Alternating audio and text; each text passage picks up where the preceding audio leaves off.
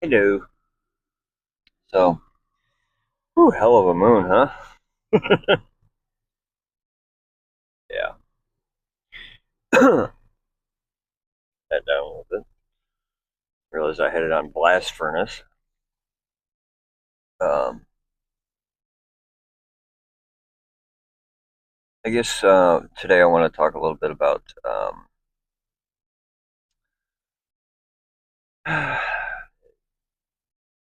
I guess, spiritual awakenings. Really, um, a lot of times with spiritual awakenings, there there comes a heightened awareness to one's own gifts and abilities. Um, Good friend of mine, um, as he put it recently, is his intuition and empathy has been like off the chart, super sensitive, um, and he's been having difficulty dealing with this, essentially getting overwhelmed. I am, needless to say, intimately familiar with this problem I had most of my life, to the point where I would have difficulty discerning myself from other people. I guess is a good way to put it. And my empathy was that strong that I would literally take on other people's emotional state and not have any clue why I was feeling a particular way. Needless to say, the energy in the house this last couple of days has been there's a palpable tension, melancholy, anxiety. I blame it on the moon, among other things. So it occurred to me, and I have yet to actually have this discussion with him, but it occurred to me that this is probably something a lot of people deal with, and as people start to become more consciously aware of these particular abilities, which everyone has to some degree or another. You can actually, just like anything else, you can train yourself to be more sensitive in certain areas than others. Um, just takes use. For a very long time in my life, I used to try to just block stuff out, and that's exhausting. What I have learned to do is what a lot of people would call true alchemy or alchemizing the energies, using them to the benefit of that person or myself or the good of the whole. Um, and how I have my personal technique is a combination of not just meditation, but um, one awareness. Um, but a lot of times, what I will do is I will usually when I pick up on somebody's energy like that, their emotional state. Emotions are just energy in motion, and most people broadcast them and they don't even realize it. um, I will, when I start to pinpoint it, when I start to kind of focus on it, lean into it, to try to discern what it is and who it's coming from. I will, it will be accompanied with an actual physical feeling in my body, which is usually associated to one of the interbody chakra points. Chakra, excuse me. There's actually 144, and I'm not going to get into all that right now, but just the main ones. Your crown, third eye, throat, heart, solar plexus, sacral, and root. Um, which usually clues me into not only what the person may be suffering or going through or where they have particular blockage in their energetic body, but it also clues me into where and how I can channel and get rid of that energy and or ground it out or transmute it in the case of alchemy.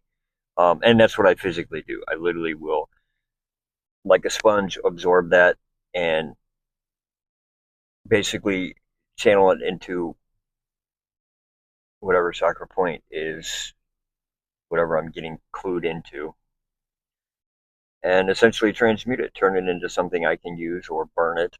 In some cases, like in the sacral and solar plexus, I will literally envision it being engulfed in flame. Depending upon the sacral, will determine the color. Sometimes it's purple, sometimes it's orange, sometimes it's red. sometimes it's yellow, sometimes blue. Um, but a lot of times too, what I will do is I'll channel it all out through my root and give it back to the earth. And there are a myriad of different techniques to do that. I'll probably go a little more in detail on this particular subject once I have a conversation with him and give him some practical techniques, which I may or may not have him in a video for. We'll see.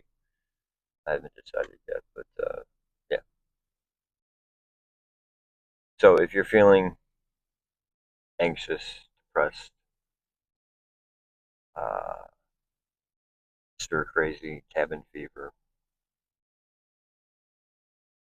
which makes sense, not only with the moon, but we just also went through Symbolic, which is another particular holiday that some celebrate, some don't. We're also coming up on the Chinese New Year, so there's a lot of things happening in transition right now. So it makes sense. A lot of shedding of the old. Um, in as much as we all like to embrace growth and change, the human psyche is very reluctant to let things go a lot of times. And you have to, with intention and conscious effort, shed the old skins, as it were, since we're leaving the year of the snake. Molt, please.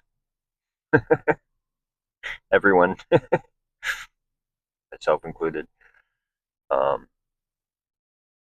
yeah. Interesting enough, how and which direction I channel energies is also determines what forms of manifestation certain things will come into my life. A lot of times, if I go out through the root into the earth, it will actually be a physical manifestation. Whereas if I go up and out through the crown, a lot of times it'll be more of a spiritual and energetic manifestation in a particular situation. So it just depends on what the situation calls for, who I'm working with, what kind of healing they may or may not need. And more often than not, I don't even necessarily consciously talk to these people about it because as soon as you do, a lot of times it engages the ego, which immediately becomes defensive. And no, no, no, no.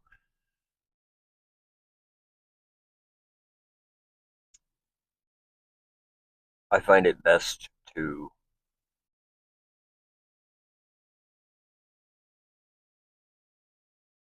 present certain ideas, concepts, plant certain seeds, and then allow the person to discover or rediscover them on their own.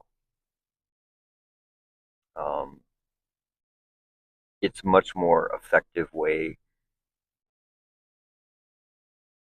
for them to truly believe it because they believe it comes from themselves, which it does an extent. Obviously, it gives them time to integrate it, and then it will, once it germinates and bears fruit, it presents itself as a fresh idea or a fresh perspective from within. Really, it's from the universe. But I find that to be much more effective than trying to forcefully guide somebody. Just like you can lead them to the door, but you can't kick them through it. Kind of like you can lead a horse to water, but you can't make it drink. That's essentially what that means. Oftentimes, I find it much easier to lead a person by just subtlety,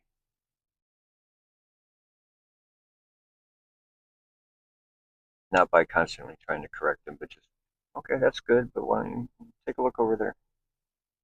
You notice, oh, wait a minute. And then they go off on that particular little segue and weave and bob and come back and eventually lead back to the path they were originally on. They just took two other sidetracks and learned a whole lot of wisdom on the way. And then all of a sudden they're like, oh, I get it. Even my brother from another mother, there have been multiple things that he said to me recently where it was like, dude, I remember when we had this conversation or that conversation, I kind of thought, yeah, okay, whatever. He goes, I just chalked it. And then he goes, here we are, a year later, and a lot of the shit you said has not only come true, but makes sense. I'm like, yeah, that happens a lot. Another friend of mine, same thing. We recently were having some discussions, and I'm very proud of this person for the amount of growth and perspective that they have gleaned. Um, but same thing, a lot of what they recently discovered through analyzing their own writings and journaling is all stuff we've talked about for the last year. But it's one of those things until the person discovers it or rediscovers it themselves, a lot of times it won't stick. So I don't know. That's about it for now.